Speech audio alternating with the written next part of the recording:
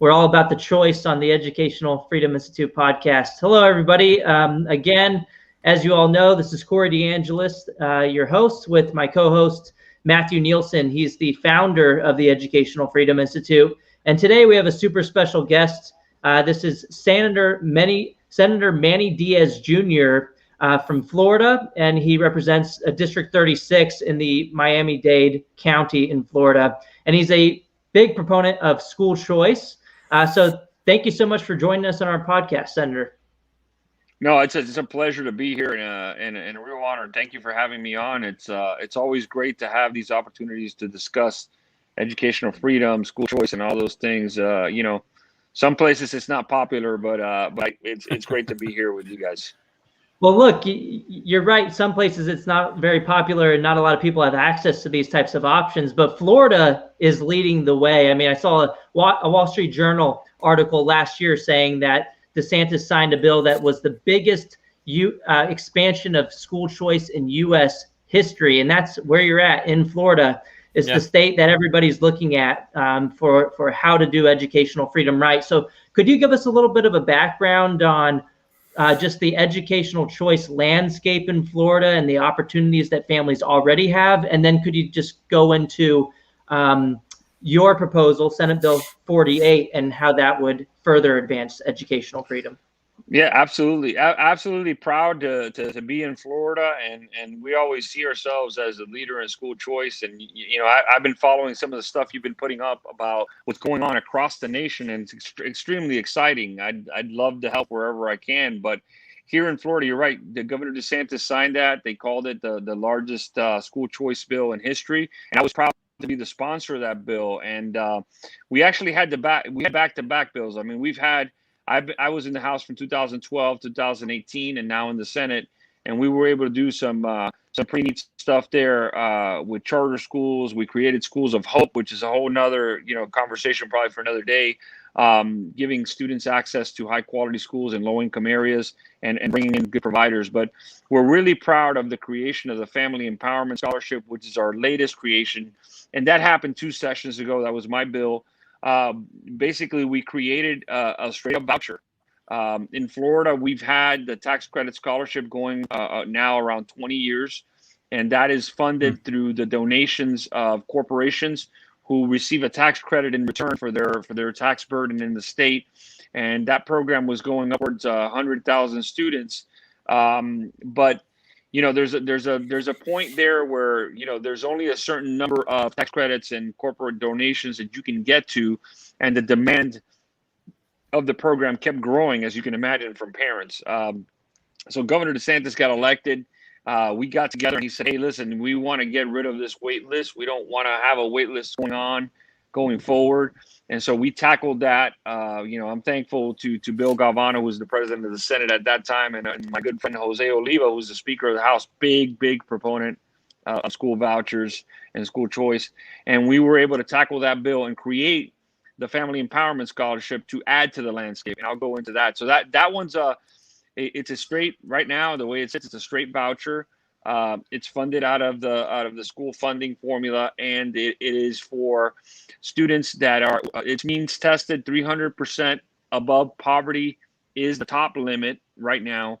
But students that are 185 or below receive first priority, as it should be. And it does have an escalator. So it's interesting enough, we put an escalator in there where not only does the program grow, and we put this in last session, it grows by 1% of our public school population annually, which in Florida turns out to be about 28,000 students a year, which is a pretty good growth clip. Great. And we wanted to be mindful that we didn't outkick our coverage with the availability of quality schools and options for parents. So we kind of put it on its own growth path. We also put in there an escalator for the income, the means test, where if a certain number of the scholarship is not used by the current means test, it automatically kicks up 25%.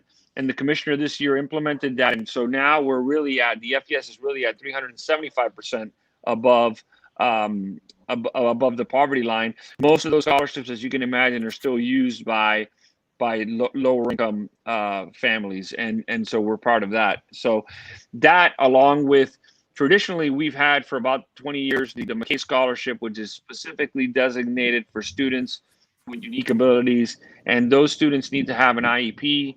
The parents opt into that scholarship, take the student to a private school, and then they receive funding based on the matrix of services that's provided by the IEP. And so it really gives the parents a lot of flexibility. Very popular program in the state. We had another program created about less than 10 years ago called the Gardner Scholarship, and that is a straight ESA. So it's an educational spending account, but it's specifically for students on the autism spectrum and with those kind of unique abilities. And that has been going great for the last about 8 years. And then we also, along the way, have created the Hope Scholarship. The Hope Scholarship is really basically the FES scholarship, but the entry point there is if a student's been bullied in a public school, parent has the ability to opt for a Hope Scholarship and take them to a private institution where they feel their child is going to thrive. And that was funded through designations. When folks are buying a car, they could designate part of the tax proceeds to fund that scholarship, and it's been around and been effective as well. So as you can see, we have a whole host of kind of a quilt, I call it, of school choice options in the state. Going back to Governor Bush's term, which really was the first phase, the pioneer, the trailblazer with all this stuff. There was one scholarship called the Opportunity Scholarship, which was thrown out by the court at that time, different court than we have now, and that really would allow students to leave a failing school and take the money with them to go to a private school. Now, since then, we've expanded our charter options, and charters are really taking off in the state and really affording those families other options within those same communities. And so we looked at this quilt now, right? And we said, well, listen, we've been doing this for about 20 years. It's been very effective, but we've gotten to the point where we feel like there may be some confusion. It's hard for parents to navigate all these different programs. And so what do we do, number one, to make it easier? And number two, to protect the students in the tax credit scholarship long-term, not to be subject to these donations. And so this bill's SB 48 does all of that. It consolidates all of the scholarships together under one program. It still has their unique identities. So you can qualify for the scholarship if you're in the McKay. We combine McKay and Gardner. And so if you are a student with an IEP or a student with on the autism spectrum, you qualify for the McKay Gardner, and it is all an ESA. So it's all converted to an educational spending account. Naturally, most parents do spend that on tuition, but with students with unique abilities, especially with autism, there's equine therapy, there's all kinds of out-of-the-box therapies, and the parents would have control over this. There are controls. The scholarship funding organization vets all of first of all, the eligibility. Second of all, the expenditures have to be within the bounds that are listed in statute. And so, no, over the last 8 years, we haven't had people buying cars or doing these other things. It's really been effective. And Gardner parents are one of the most active parents that we have in our state. And they swear by this. So this actually increases the Gardner McKay cap to 50,000. It'll grow in the strike all here. We grow it by 1%, which kind of matches the FES growth. So it's 1% of the students with disabilities in the state. So it'll grow by about 4,000 students a year, giving ample opportunity. What important to note at that is with the Gardner Scholarship, we were coming back every year as a legislature and having the debate. Okay, we got this waiting list. We got to go out and fund Gardner more so that we can take care of the waiting list. This puts it on a glide path. If the legislature decides to fund it more, that's fine. But if not, there's a natural growth progression there that now matches what we're doing in the Family Empowerment Scholarship, which we'll talk about next. And we took the tax credit scholarship that was outside, and we are bringing that in and putting it together with the Family Empowerment. So now it's one scholarship. All of the students that are in the scholarship are protected and grandfathered in, but now all of these scholarships combined come out of the funding, state funding, and it grows at a 1% clip, which will be about 28,000 students per year. And that also now includes Hope. So if you qualified under Hope, you go into that one application and click that. If you qualify through the means test, whether, there's no longer FTC, FES, it'll all be one scholarship. And then if you're McKay Gardner, there's an option for that, and you qualify under that. Now it's streamlined, it's in one place, and parents really get to understand the availability. It does grow our program to about 175,000 students, but that is inclusive of students that are currently in the tax credit scholarship, and there were some differences in the funding percentages and all that. We also now consolidate that, and so students in the scholarships will get 97.5% of what a student would get if they were sitting in a public school classroom. There is a savings. Of course, that doesn't include public school. Public school districts receive capital money and all of that they generate. We don't touch any of that. And so all of it, the good news is all of it is an educational spending account now, and parents really will have the flexibility. And I know we've talked about this on Twitter and gone back and forth of the pandemic has really shown many parents. We've been begging parents to be involved for a long time, and the pandemic has really involved parents because now the classroom was sitting in their living room, right? So this really puts parents in command, and it can lead to options like pods and things of that nature that we talked about. It could be straight tuition. It could be some tuition and some additional tutoring or other services. Again, this is all delineated in statute and managed by the scholarship funding organization. So the scholarship funding organization doesn't disappear. They still manage the scholarship. They're just out of the business of fundraising. And what they do now is they have a system that's proven with these ESAs over the last 8 years. They've been very effective in vetting and approving the expenses that have gone through the Gardner program. All we've done is expand that now to our other scholarships.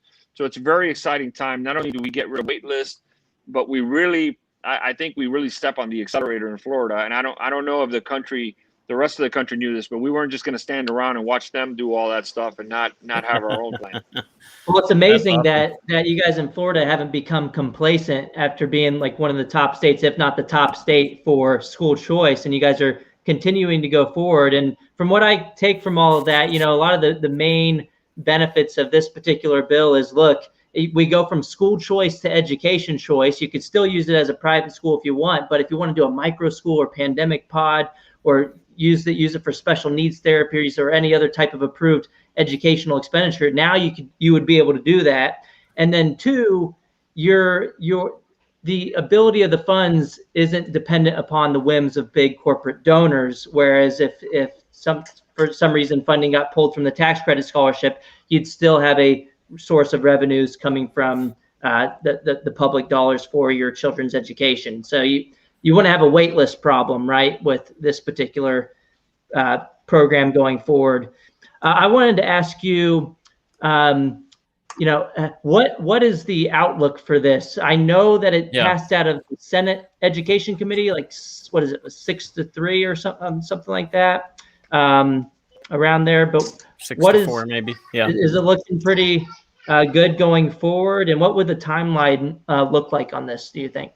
Well, yeah, it did pass 6-4. Unfortunately, party lines, which I can never understand, because overwhelmingly the constituents that are affected by this, now it does affect my district, but there's other constituents in the minority party which are overwhelmingly, and the testimony was there, parents, students, showing that. So it passed 6-4. The next step forward, it's up. It's on agenda this week coming up. And it's going to be on the agenda on Wednesday in the Educational Appropriations Subcommittee, and we expect it to pass there probably around about party lines. So this thing is really on a fast track. It would have one more committee before hitting the floor. The first week of session is March 2nd. So in reality, we're looking at a bill that is going to be ready for the floor the first 2 weeks of session. The House, interestingly enough, is a little bit behind in rolling out their product, so we don't know exactly yet. We've had conversations. We haven't seen their product yet. They tend to move a little faster over there, but in this case, the Senate's leading the way and being the aggressor, and that kind of happened the last 2 years as well. And I kind of had that role in the House.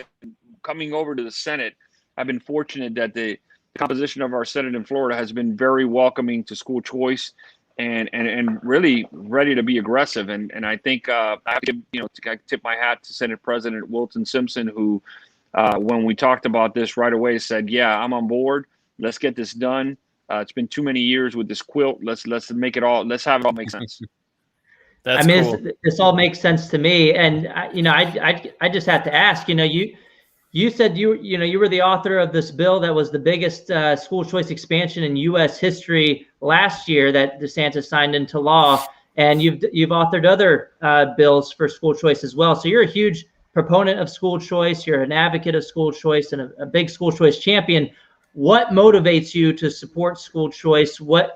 Why is this one of your main issues? And what could you give us some more details on that? Well, I got 4 kids, first of all. So when you have 4 kids, you realize that the individual needs of each child is different. And unfortunately, in this country, for a long time, and for specific reasons, for institutions and for organizations that have a self-interest, we talked about school as students as a collective. Well, students are not a collective. Students are individual students with individual needs.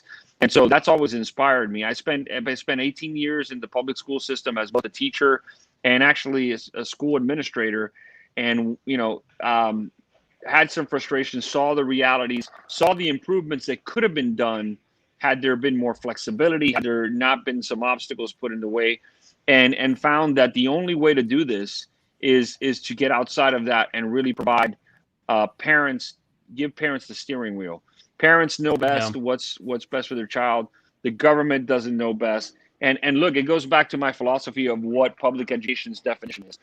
Anytime that you are using the public dollars to educate the public, the students, that's public education. Nowhere in the United States did we ever have anything that said that the education is public, but we never said the institution that had to give the education had to be a public, bureaucratic institution. In fact, if you go back to our founding, the early educational settings were all community, cooperative, the churches, all of that.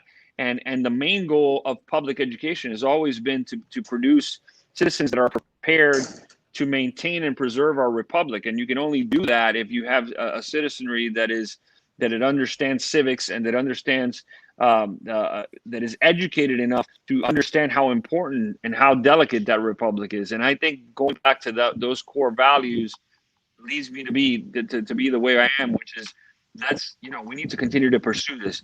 And by all means, I am a big fan of school choice within the districts. I'm a fan of districts saying we're gonna blow out the box. We're gonna be innovative. We're gonna remove these restraints. And I've always said to them when they come and lobby in front of me is, look, don't ask to take away stuff from the guys and girls that are doing it right and getting results. Why don't you guys ask for more flexibility? And let's get rid of some of these obstacles. And in many, unfortunately, in many times, the obstacle is the teachers' union that really wants to keep. It's both the teachers' union and then just the bureaucracy itself. Unfortunately, oftentimes I say this, school board members here, especially in my area, they get elected by a single member district, and then they get inside these buildings and they think that that's their constituency. And I always remind them, I'm like, you guys are free to vote the way you need to vote because you represent those people out there. In our community, you don't represent the people inside the building. And that's no knock against the people inside the building. It's just, what happens with institutions. They become an echo chamber. And I think that's all of that has inspired me. That's such an important point. Just what you said right there. The fact that elected officials are elected by their constituents, and those are the people that they're supposed to represent, not the institutions that they are elected to oversee or to participate in. That's not who elected them. I'm glad that's something that you share with people around you, Senator, because that's such an important point, not just for you in the Senate or for school boards. It's really that's the way that the system is supposed to be set up. But too often that's what happens when elected officials get into their offices is they start representing the employees of the government. Right. It happens all the time. So yeah, great point. Go ahead. I was just going to say what I like that he just hit on was a lot of people who oppose school choice will say that school choice proponents just want to destroy the public schools and they're anti-public school. But Senator Manny Diaz Jr. was just pointing out that he has responded to them by saying, well, let the public schools be more flexible, allow them to have more competition as well. And that's not trying to destroy the public schools. That is actually trying to make them better and actually make them more competitive. So I like that he pointed that out. But Matthew, did you have a question? I have a question as well, but you take yours. I'll let you right, go. Real I quick. know we need to be sensitive to time here, but yeah, go ahead, Corey. Yeah. So, and this is kind of building on what you just said, Matthew, as well. But Manny, earlier you said something along the lines of, the House Education or the Senate Education Committee vote was along party lines, but that it really shouldn't be. Could you elaborate more on that? Like, why should school choice not be a political thing, and why everybody should be on board?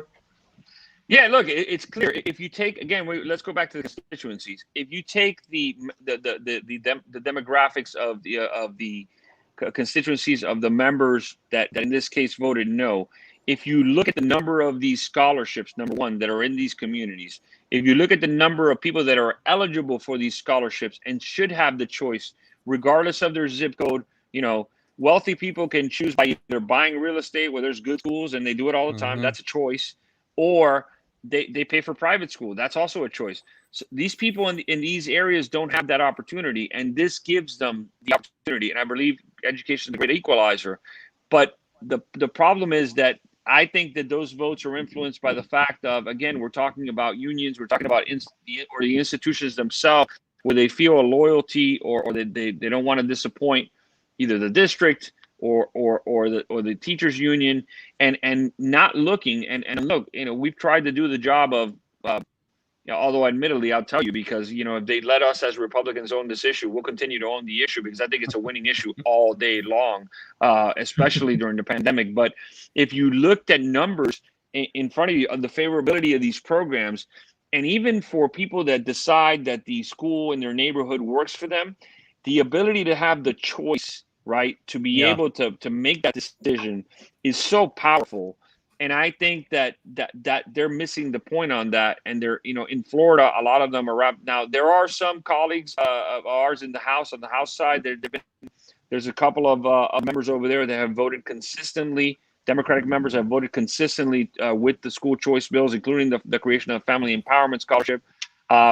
We do have a couple of members who kind of are friendly to it, but being friendly to it to actually voting for it, there's a difference. And so I think that's the issue. The issue is that those overwhelmingly, you're having people vote yes, that have less and less people affected by them inside their districts, and more people voting no that have a great number of people affected by it. And so I think it is a statewide issue, but when you look at it by district, it naturally, you should be representing those constituencies and really giving them the opportunity. And again, they get into the trap of the government knows best. Only teachers and public school districts know, administrators at public schools knows what's best for your education. But look, parents are not with that anymore. We've gotten to a world where parents are very savvy. I think the pandemic has accelerated all of that, and so I think that eventually I would think that they would come around, but who knows? Well, I was just gonna say, and again, we want to be sensitive to your time, but it's awesome, isn't it, Corey, to talk with a legislator that just gets it. Like it's clear.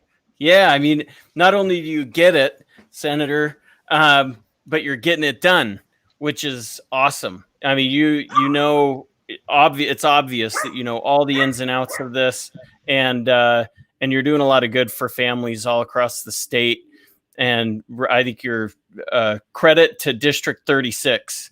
So good work. My favorite district until redistricting comes and maybe the number changes. But yeah, look, and I'll tell you, my community, I represented the city of Hialeah, which is the 6th largest city in the state of Florida. It is always been a heavy Cuban exile enclave. This education is incredibly important in the Hispanic community, and having the ability to choose schools, both for cultural reasons and also because smaller settings or related or whatever it is are important to these families. there's overwhelming support here. And I am a district that does have a high number of these participants, because I do have socioeconomic areas in the district, a lot of them that have a lot of eligible students. So for me, it's both, right? I believe in the policy. I think that's the best thing for the state. I also have a lot of constituents that are big on these programs. Yeah. Cool. Yeah. So we do want to respect your time. We're getting up to the time limit. We could talk to you all day. We would love to continue talking to you. A giant in the school choice community. This is, one of the biggest states with school choice expansion historically, and then going forward, it looks like as well. And we have, Senator Manny Diaz, who has been a staunch advocate of expanding educational freedom for thousands of families across the state of Florida, and really getting other people motivated as well, because they can see from other states looking into Florida to see what you guys are doing. So with that, could you give us a little, maybe just your final thoughts you'd like to leave people with in regards to school choice, either now or going forward? Well, first of all, I thank you guys for having me on the podcast, and I'd love to come back. I think we're going to be talking about this not just the rest of the session, but look, it's not going to go away. The fire in my belly to continue to push forward. I think that the best defense is to be on offense, and if you're not charging, if you're not offense, then you're risking having to then go back and kind of protect things you shouldn't have to. So I think I'm very excited to be leading this effort in Florida. I'm very excited to have the Senate President joining me, and I'm extremely excited to have Ron DeSantis as our governor. As you guys know, he's become kind of a real popular figure amongst the nation for various things. One of them is school choice. Other things is the handling of making sure that we don't violate people's freedoms just because somebody says so, without any valid proof. So I'm excited to be in Florida, but I will say this: we will continue to pursue all of these measures, and we're not going to stop. And we are, I am ecstatic to see other states following suit. And so, if you hear of other states where I can be helpful to some of these legislatures, just to lend an ear or provide some guidance on what we've been able to do, I'd love to do that. And we're going to continue to push forward to make sure we keep Florida #1. Awesome. Excellent. I'm hyped up with that closing statement. So we'll leave it there. To everyone, thank you so much for watching the Educational Freedom Institute podcast. Again, this was our special guest, Senator Manny Diaz Jr., representing District 36 in the Miami-Dade County in Florida, one of the states that's really leading the way in educational freedom. And it looks like they're going to continue with their track record going forward. Check out Senator Manny Diaz Jr.'s latest bill to expand educational freedom in Florida, which is Senate Bill 48. Go check that out. Thank you all so much for coming out and watching. And thank you again, Senator, for joining us. Thank you guys, and stay safe. See you soon. Thank you.